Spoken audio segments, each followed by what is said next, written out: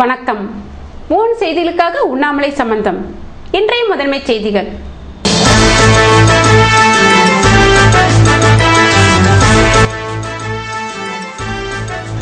புதுவையின் தொழில் வளர்ச்சியை மேம்படுத்த பிரதமர் நரேந்திர மோடியை சந்தித்து பேசுவேன். சட்டசபையில் முதல்வர் ரங்கசாமி தகவல்.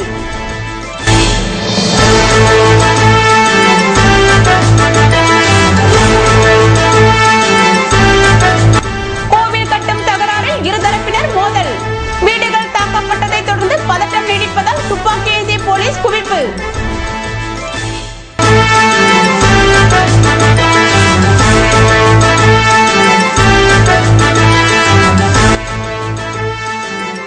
சென்டாக்கில் போலி சான்றிதழ் மோசடி. கல்வித்துறை முன்பாக மலர் வளையம் வைத்து அஞ்சலி செலுத்திய மாணவர் கூட்டமைப்பினர் கைது. இனி விரிவான செய்திகள். புதுவையில் தொழில் வளர்ச்சி பெற பிரதமர் நரேந்திர மோடியை சந்தித்து பேசி நடவடிக்கை எடுப்பேன் என சட்டசபையில் முதல்வர் ரங்கசாமி தெரிவித்தார். புதுவை சட்டசபையில் கேள்வி நேரத்தின் போது காங்கிரஸ் உறுப்பினர் லட்சுமி நாராயணன் காலாப்பட்டு பகுதியில் தகவல் தொழில்நுட்ப பூங்கா அமைக்கப்படும் என்ற அரசின் அறிவிப்பு நடைமுறைப்படுத்த மேற்கொள்ளப்பட்ட நடவடிக்கை என்னவென கேள்வி எழுப்பினார். இதற்கு பதிலளித்த முதல்வர் ரங்கசாமி தகவல் தொழில்நுட்ப பூங்கா அமைக்க நிலம் கொடுக்கப்பட்ட நிலையில் அரசின் சலுகைகள் இல்லை என்பதால் முதலீட்டாளர்கள் ஆர்வம் காட்டவில்லை என்றும் இதனால் விதிமுறைகளை தளர்த்தி அவர்களை மீண்டும் அழைத்து பேசி நடவடிக்கை மேற்கொள்ளப்படும் என்றார். அப்போது குறுக்கிட்ட காங்கிரஸ் உறுப்பினர் வலசராஜ் குளோபல் முதலீட்டாளர்கள் கூட்டத்தை நடத்துவதுடன் தொழில் கொள்கை ஒன்றை உருவாக்க வேண்டும் என யோசனை தெரிவித்தார். இதன் பின்னர் பேசிய முதல்வர் ரங்கசாமி புதுவையில் தொழில் வளர்ச்சி பெற பிரதமர் நரேந்திர மோடியை சந்தித்து பேசி நடவடிக்கை எடுப்பேன் என்றார். இதேபோன்று அதிமுக உறுப்பினர் ஓம்சக்தி சேகர் எழுப்பிய கேள்விக்கு பதிலளித்த முதல்வர் முன்னாள் ராணுவ வீரர்களின் தகுதியானவர்களுக்கு இலவச மனைப்பட்டா வழங்கப்படும் என உறுதியளித்தார். இதேபோல் என்ஆர் காங்கிரஸ் உறுப்பினர் நேரு கேள்விக்கு பதிலளித்த முதல்வர் ரங்கசாமி புதுவை மாநிலத்தின் ஒப்பந்ததாரர்கள் மற்றும் 20 கோடி வரை கலந்து கொள்ளும் வாய்ப்பு பொதுப்பணித்துறை வழிகாட்சியில் சேர்க்கப்பட்டு பணிகள் வழங்க நடவடிக்கை எடுக்கப்படும் என்றார். திருக்கனூர் அருகே கோவில் கட்டும் தகராறில் இருதரப்பினர் மோதிக்கொண்ட சம்பவத்தினால் பதற்ற நிலையை சமாளிக்க கூடுதல் போலீசார் பாதுகாப்பு பணியில் ஈடுபடுத்தப்பட்டு உள்ளனர். திருக்கனூர் அருகே மணலிப்பட்டு செங்கேனியம்மன் கோவில் திருப்பணி கடந்த சில மாதங்களாக நடந்து வருகிறது. கோவில் திருப்பணிக்காக ஊர் தரப்பினர் மணலிப்பட்டு சங்கராபரணி ஆற்றிலிருந்து மணலை எடுத்து அதே பகுதியிலேயே குவித்து திருப்பணி வேலைகளை செய்து வருகின்றனர். இதற்கிடையே மற்றொரு தரப்பினர் அவர்கள் பகுதியில் நடைபெறும் கோவில் கட்டுமான பணிக்காக பண உதவிகளை கேட்டு வந்ததாக தெரிகிறது. இதனால் நேற்று முன்தினம் இரவு இருதரப்பினருக்கும் வாய் தகராறு ஏற்பட்டு ஒருவரை ஒருவர் தாக்கிக் கொண்டதாக தெரிகிறது. நேற்று காலை ஒரு பிரிவை சேர்ந்த 100க்கும் மேற்பட்டோர் திருக்கனூர் காவல் நிலையத்திற்கு சென்று தங்களை தாக்கியவர்கள் மீது நடவடிக்கை எடுக்க கோரி காவல் நிலையத்தை முற்றுகையிட்டனர். இதுகுறித்து தகவல் அறிந்த இன்ஸ்பெக்டர் மோகன்குமார் தலைமையிலான போலீசார் அவர்களிடம் பேச்சுவார்த்தையில் ஈடுபட்டனர். அதில் உடன்பாடு ஏற்படவில்லை. தொடர்ந்து சீனியர் எஸ்பி ஓம்பீர் சிங், மாவட்ட துணை collector Rajamanickam, IRPN commandant Vijayakumar தலைமையில் காவல் நிலையத்தில் இருதரப்பினரிடையே பேச்சுவார்த்தை நடத்தப்பட்டது. பின்னர் நடவடிக்கை எடுப்பதாக கூறியதை அடுத்து அவர்கள் கலந்து சென்றனர். தொடர்ந்து சீனியர் எஸ்பி ஓம்பீர் சிங், துணை கலெக்டர் ராஜமாணிக்கம் தலைமையிலான போலீசார் சம்பவ இடத்தில் பார்வையிட சென்றபோது அப்போது மற்றொரு தரப்பை சேர்ந்த 50க்கும் மேற்பட்டோர் காரை முற்றுகையிட்டு தங்களது கோரிக்கைகளை கொடுத்தனர். இதையடுத்து இரு பகுதியிலும் நடைபெறும் கோவில் திருப்பணிகளை சீனியர் எஸ்பி பார்வையிட்டார். மேலும் இருதரப்பு மக்களிடம் சம்பவம் குறித்து கேட்டறிந்தார். தொடர்ந்து அங்கு பதற்றம் நிலவுவதால் 100க்கும் மேற்பட்ட போலீசார் பாதுகாப்புக்காக குவிக்கப்பட்டுள்ளனர். இதற்கிடையே இருதரப்பினரும் தனித்தனியே திருக்கனூர் போலீசில் புகார் அளித்தனர். இது தொடர்பாக போலீசார் வழக்கு பதிவு செய்து விசாரணை நடத்தி வருகின்றனர். மணலிப்பட்டு கிராம மக்கள், ஊர் மக்கள் எல்லாம் வன்னியர்கள் எல்லாம் ஒன்று சேர்ந்து தாழ்த்தப்பட்ட மக்களை கொடுமைப்படுத்திய நேரத்திலிருந்து இந்த குடிநீர் தொட்டி ஊர் பகுதியில் இருப்பதால் அங்குள்ள வாழ்வை சாத்திக் கொண்டு சேரி பகுதிக்கு வருகின்ற குழாயை அடைத்து விட்டதனால் காலிலிருந்து தாழ்த்தப்பட்ட மக்கள் குடிநீருக்கு இல்லாமல் அவதிப்பட்டுக் கொண்டிருக்கிறார்கள். பொது கடைகளையும் பொது வணிக கடைகளையும் அவர்கள் சாத்திவிட்டார்கள். தாழ்த்தப்பட்ட மக்கள் குடிநீர் இல்லாமல் அவதிப்படுகிறார்கள். கடைகளும் இல்லாததனால் இவர்கள் அவதிப்பட்டுக் கொண்டிருக்கிறார்கள். இன்னும் இதனுடைய வேகத்தை மின்சாரம் நிறுத்துவது, வழிபோதுவதால் செருப்பு போட்டுக்கொண்டு போகக்கூடாது என்பதெல்லாம் தடுப்பதாக சொல்கிறார்கள். சைக்கிளில் போகக்கூடாது, செருப்பு போட்டு போகக்கூடாது, அலங்காரமான துணி எடுத்துக்கொண்டு செல்லக்கூடாது, பள்ளி மாணவர்கள் செல்லக்கூடாது என்பதெல்லாம் சொல்கிறார்கள். சுதந்திரம் கிடைத்து 65 ஆண்டுகளுக்கு பிறகும் இப்படிப்பட்ட ஒரு சூழ்நிலை புதுவை மாநிலத்தில் இருப்பது என்பதை இந்த மாநில மக்கள் உணர வேண்டும், அவர்கள் மனம் மாற வேண்டும் என்பதைத்தான் சொல்லுகின்றோம். சென்டாக் போலி சான்றிதழ் மோசடியை கண்டித்து கல்வித்துறை முன்பாக மலர் வளையம் வைத்து அஞ்சலி செலுத்தும் போராட்டம் நடத்திய மாணவர்கள் கூட்டமைப்பினர் கைது செய்யப்பட்டனர். சென்டாக்கில் போலி சான்றிதழ் மோசடி நடைபெறுவதாக முன்பே புகார் தெரிவித்திருந்த போதிலும் மாவட்ட நிர்வாகம் தரப்பில் எந்தவித நடவடிக்கையும் எடுக்கவில்லை என்பதால் தான் தற்போது போலி சான்றிதழ் மோசடி அம்பலமாகியுள்ளது. இதனை கண்டிக்கும் வகையில் புதுவை யூனியன் பிரதேச மாணவர்கள் கூட்டமைப்பினர் அதன் அமைப்பாளர் சுவாமிநாதன் தலைமையில் கல்வித்துறை முன்பாக மலர் வளையம் வைத்து போராட்டத்தில் ஈடுபட்டனர். காவல்துறையின் அனுமதி பெறாமல் நடைபெற்ற போராட்டத்தினால் அப்பகுதியில் பரபரப்பு ஏற்பட்டதை தொடர்ந்து போராட்டம் நடத்தியவர்கள் கைது செய்யப்பட்டு அங்கிருந்து அப்புறப்படுத்தப்பட்டனர். புதுவை ஐயங்குட்டி பாளையத்தில் உள்ள மார்கண்டேயன் மடத்தில் மாத சிவராத்திரி வேள்வியில் பலர் கலந்து கொண்டனர். ஐயங்குட்டி பாளையத்தில் அமைந்துள்ள மார்கண்டேயன் மடத்தில் மாத சிவராத்திரி வேள்வி மற்றும் 12 திருமுறைகளுடன் சிறப்பாக நடைபெற்றது. சிவனடியார் சந்திரசேகரன், சிவபக்தர்கள் ஆறுமுகம், செல்வராஜ், அலமேலு, சாமிக்கண்ணு, கலைச்செல்வி மற்றும் சிவபக்தர்கள் கலந்து கொண்டு வேள்வியை சிறப்புற செய்தனர்.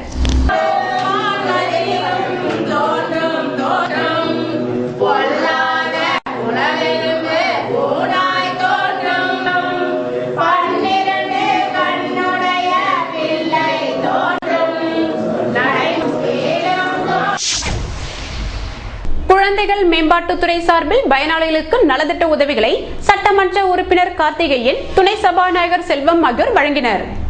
புதுச்சேரி அரசு மகளிர் மற்றும் குழந்தைகள் மேம்பாட்டுத்துறையின் மூலம் மண்ணாடிப்பட்டு தொகுதியை சேர்ந்த முதியோர் மற்றும் விதவைகளுக்கு ஓய்வூதியத்தை தொகுதி சட்டமன்ற உறுப்பினரும் துணை சபாநாயகருமான செல்வம் வழங்கினார். அவ்வமயம் மகளிர் மற்றும் குழந்தைகள் மேம்பாட்டுத்துறை இயக்குனர் மீனா குமாரி, துணை இயக்குனர் தனலட்சுமி, உதவி இயக்குனர் விஜயா, நல ஆய்வாளர் பாலமுருகன், தொகுதி ஆய்வாளர் மணிமேகலை மற்றும் என்ஆர் காங்கிரஸ் பிரமுகர்கள் உடனிருந்தனர். மகளிர் மற்றும் குழந்தைகள் மேம்பாட்டுத்துறையின் மூலம் முதியோர் மற்றும் விதவைகளுக்கான உதவித்தொகையை ஊசுடு தொகுதியை சேர்ந்தவர்களுக்கு சட்டமன்ற உறுப்பினரும் குடிசை மாற்று வாரிய தலைவருமான கார்த்திகேயன் வழங்கினார். இணை இயக்குனர் தனலட்சுமி, ஆய்வாளர் ஜெயபிரதா ஆகியோர் மற்றும் தொகுதி என்ஆர் காங்கிரஸ் நிர்வாகிகள் கலந்து கொண்டனர்.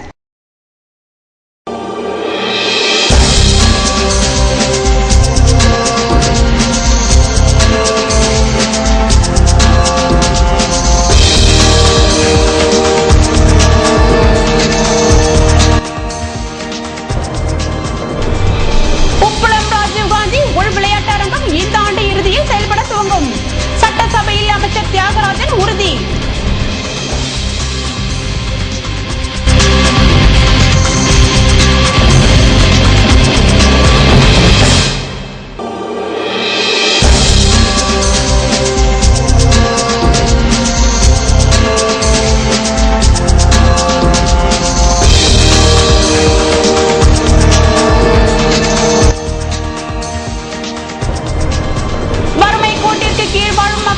இலவசமாக சுத்திகரிக்கப்பட்ட குடிநீர் சட்டசபையில் அதிமுக காங்கிரஸ் வலியுறுத்தல்.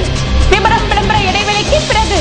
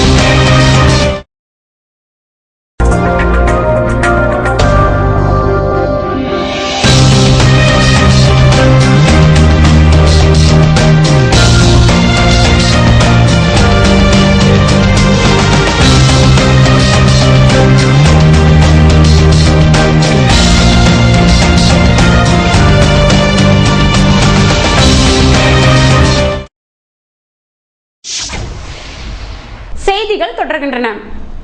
உச்சநீதிமன்ற தீர்ப்பினை அமல்படுத்த வேண்டும் என வலியுறுத்தி அட்டவணை இன நல சங்கத்தினர் உண்ணாவிரத போராட்டத்தில் ஈடுபட்டனர். பாகுபாடின்றி ஜாதி சான்றிதழ் வழங்க வேண்டும், சிறப்பு கூறு திட்டத்தை முழுமைப்படுத்த வேண்டும், உச்சநீதிமன்ற தீர்ப்பினை அமல்படுத்த வேண்டும் என்ற கோரிக்கையை வலியுறுத்தி அட்டவணை இன நல சங்கத்தினர் சுதேசி மில் அருகில் செவ்வாய்க்கிழமை உண்ணாவிரதம் இருந்தனர். இதற்கு சங்க பொதுச் செயலாளர் வீரமணி தலைமை தாங்க பல்வேறு அட்டவணை அமைப்பின் நிர்வாகிகள் உரையாற்றினர். இதில் அட்டவணை இன மக்கள் கலந்து கொண்டனர். இதேபோன்று சுகாதார ஊழியர்கள் சங்கத்தினர் தங்கள் கோரிக்கை நிறைவேற்ற வலியுறுத்தி திங்கட்கிழமையன்று மனித சங்கிலி போராட்டம் நடத்தினர். இதற்கு சங்க தலைவர் பக்தவச்சலம் தலைமை தாங்க இதில் சுகாதார ஊழியர் சம்மேளன நிர்வாகிகள் மற்றும் ஊழியர்கள் பங்கேற்றனர். இதேபோல் நகராட்சி மற்றும் கொம்புயன் பஞ்சாயத்து ஊழியர் சங்க சம்மேளனத்தினர் தங்கள் கோரிக்கையை நிறைவேற்ற வேண்டும் என வலியுறுத்தி தலைமை தபால் நிலையம் எதிரில் செவ்வாய்க்கிழமை தர்ணா போராட்டம் நடத்தினர். இதற்கு வீராங்கன் தலைமை தாங்க இதில் அரசு ஊழியர் சம்மேளன நிர்வாகிகள் கண்டன உரையாற்றினர். இதேபோல் ஒரு மாத ஊதியத்தை போனஸாக வழங்க வேண்டும் என வலியுறுத்தி BSNL கூட்டு நடவடிக்கை குழுவினர் செவ்வாய்க்கிழமையன்று தர்ணாவில் ஈடுபட்டனர். இதற்கு காமராஜ் தலைமை தாங்க மாவட்ட செயலாளர் சுப்பிரமணியன் வரவேற்புரையாற்றினார். இதில் கூட்டு நடவடிக்கை குழு நிர்வாகிகள் மற்றும் ஊழியர்கள் பங்கேற்றனர். புதுவை ராஜீவ்காந்தி உள் விளையாட்டு அரங்கம் இந்த ஆண்டு இறுதியில் செயல்பட துவங்கும் என சட்டசபையில் அமைச்சர் தியாகராஜன் தெரிவித்தார். புதுவை சட்டசபையில் கேள்வி நேரத்தின் போது அதிமுக உறுப்பினர் அன்பழகன் கடந்த பல ஆண்டுகளாக உப்பளம் ராஜீவ்காந்தி உள் விளையாட்டரங்கம் செயல்படாமல் இருப்பதை சுட்டிக்காட்டினார். இதற்கு பதிலளித்த அமைச்சர் தியாகராஜன் இந்த ஆண்டு இறுதிக்குள் செயல்படும் என உறுதி தெரிவித்தார். இதேபோல் சுயேட்சை உறுப்பினர் சிவகுமார் கடந்த ஆண்டுகளில் பாண்டிச்சேரி நகர வளர்ச்சி குழுமம் விதிமுறைகள் இல்லாமல் கட்டிய கட்டிடங்கள் மீது எடுத்த நடவடிக்கை என்ன என கேள்வி எழுப்பினார். இதற்கு பதிலளித்த முதல்வர் ரங்கசாமி புதுவை நகர அமைப்பு குழுமம் இதுவரை 63 கட்டிடங்கள் விதிமுறைகளை மீறி கட்டியிருப்பதை அறிந்து அவர்களுக்கு நோட்டீஸ் அனுப்பி உள்ளதென்றும் இதில் 7 விண்ணப்பங்கள் மேல்முறையீடு செய்யப்பட்டுள்ளது என்றார். 56 விண்ணப்பங்கள் நகர அமைப்பு குழுமம் சட்ட ஆலோசகரின் யோசனைப்படி சட்ட ரீதியாக நடவடிக்கை எடுக்கப்பட உள்ளதென்றார். வறுமை கோட்டிற்கு கீழ் வாழும் மக்களுக்கு சுத்திகரிக்கப்பட்ட நீரை இலவசமாக வழங்க வேண்டும் என சட்டமன்ற உறுப்பினர்கள் பெரியசாமி, ஜெயக்குமார் ஆகியோர் வலியுறுத்தினர். புதுவை சட்டசபையில் கேள்வி நேரத்தின் போது அதிமுக உறுப்பினர் பெரியசாமி நெட்டப்பாக்கம் தொகுதி குடிநீர் சுத்திகரிக்கும் நிலையம் எப்போது செயல்படுத்தப்படும் என்றும் எந்த அடிப்படையில் இந்த திட்டத்தை செயல்படுத்தப் போகிறீர்கள் என்றார். இதற்கு பதிலளித்த முதல்வர் ரங்கசாமி தனியார் நிறுவனம் மூலம் 20 லிட்டர் சுத்திகரிக்கப்பட்ட குடிநீர் 7 ரூபாய் விலையில் பொதுமக்களுக்கு விற்பனை செய்யப்படும் என்றும் ஒரு குடிநீர் சுத்திகரிப்பு நிலையம் அமைக்க செலவிடப்படும் தொகை 11,59,000 ரூபாய் என பதிலளித்தார். அதற்கு பெரியசாமி தனது தொகுதியில் உள்ள மக்கள் பலர் வறுமை கோட்டிற்கு கீழ் வாழ்பவர்கள் என்பதால் சுத்திகரிக்கப்பட்ட குடிநீரை இலவசமாக வழங்க வேண்டும் என்றார். அப்போது குறுக்கிட்ட ஜெயக்குமார் இதே கருத்தை வலியுறுத்தினார்.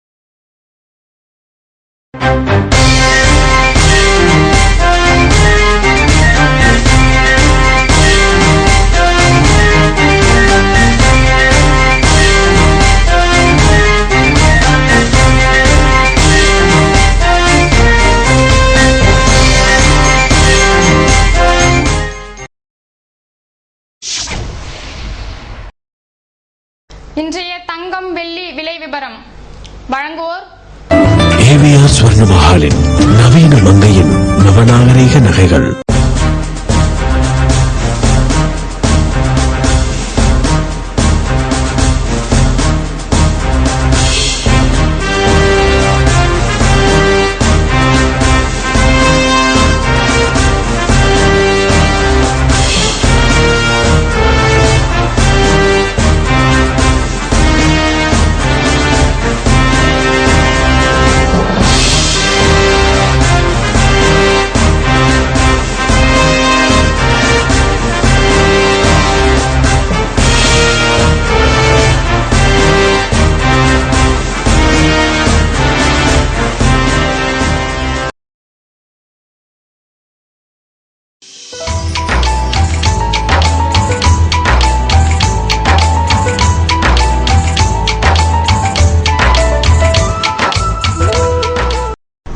புதுவையில் இன்றைய வெப்பநிலை அதிகபட்சமாக 30 டிகிரி செல்சியஸாக பதிவானது. நாளைய வானிலை 31 டிகிரி செல்சியஸாக காணப்படுவதுடன் வானம் மேகமூட்டத்துடன் தென்படும் என வானிலை மையம் தெரிவித்துள்ளது. புதுவை கடற்கரையிலிருந்து சுமார் 50 கிலோமீட்டர் தூரம் வரை இன்று 3 அடியாக காணப்பட்ட கடலலை உயரம் நாளை 2 அடியாக காணப்படும் என்றும் தென்மேற்கு திசையிலிருந்து 21 கிலோமீட்டர் வேகத்தில் காற்று வீசும் என்று சென்னை வானிலை மையம் தெரிவித்துள்ளது.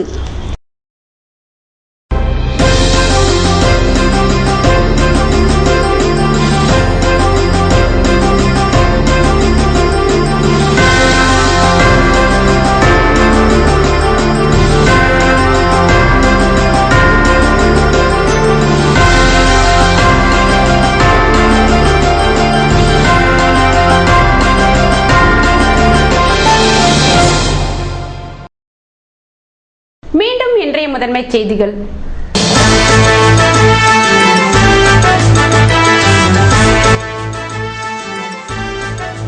புதுவையின் தொழில் வளர்ச்சியை மேம்படுத்த பிரதமர் நரேந்திர மோடியை சந்தித்து பேசுவேன். சட்டசபையில் முதல்வர் ரங்கசாமி தகவல்.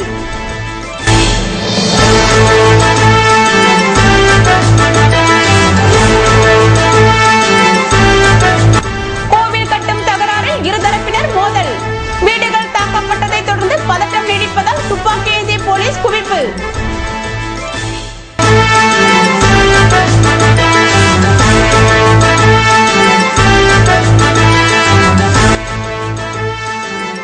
சென்டாக்கில் போலீஸ் சான்றிதழ் மோசடி. கல்வித்துறை முன்பாக மலர் வளையம் வைத்து அஞ்சலி செலுத்திய மாணவர் கூட்டமைப்பினர் கைது.